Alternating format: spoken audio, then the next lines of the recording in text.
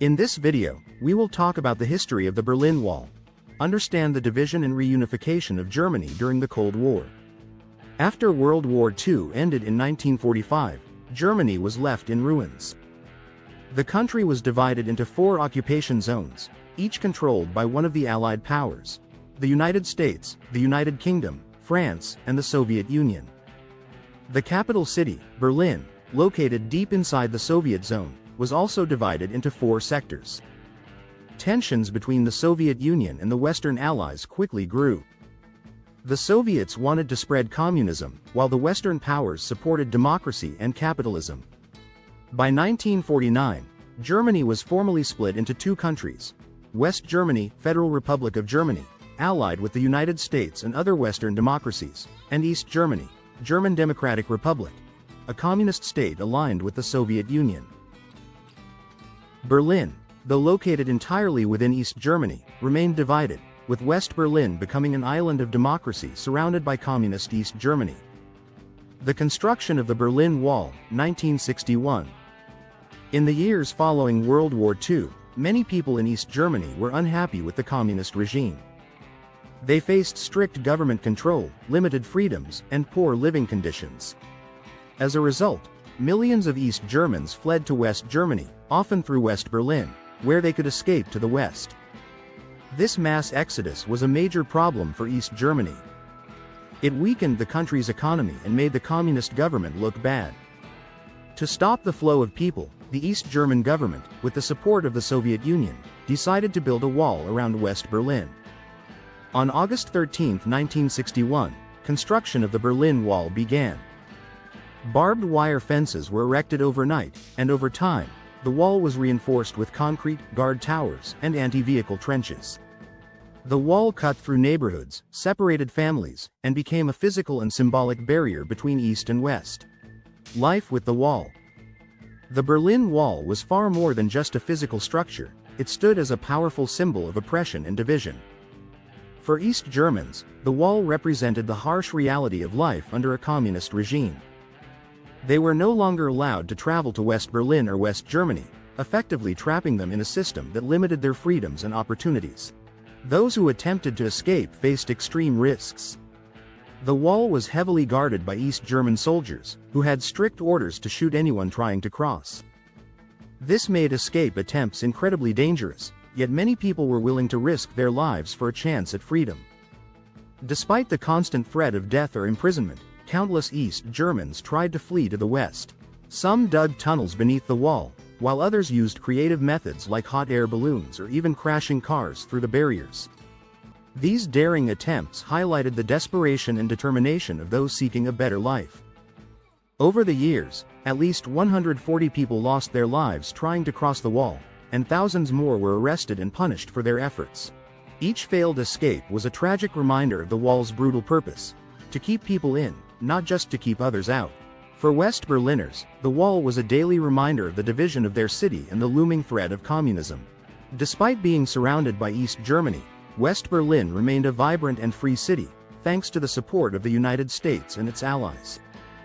The wall became a stark symbol of the ideological divide between East and West, but it also underscored the resilience of those who refused to accept oppression.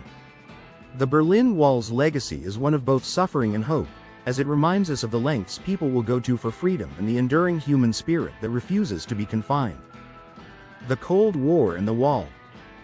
The Berlin Wall became one of the most powerful symbols of the Cold War, representing the deep division between communism and democracy. Built in 1961, it physically and ideologically separated East Berlin, controlled by the Soviet Union, from West Berlin, supported by Western powers. While the West saw it as a violation of human rights, the Soviet Union and East Germany defended it as a way to prevent citizens from fleeing to the West and to protect their socialist system. Tensions over Berlin had existed long before the wall. The Berlin Airlift, 1948-1949, was one of the first major confrontations of the Cold War.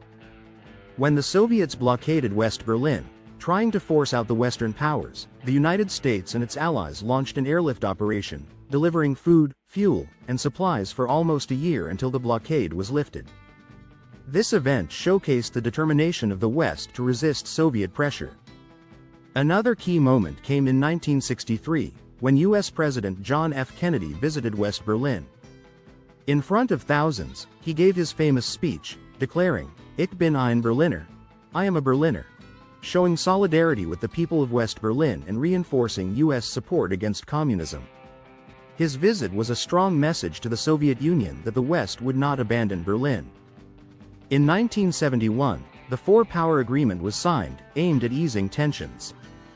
It improved travel and access between East and West Berlin, allowing some families to reunite.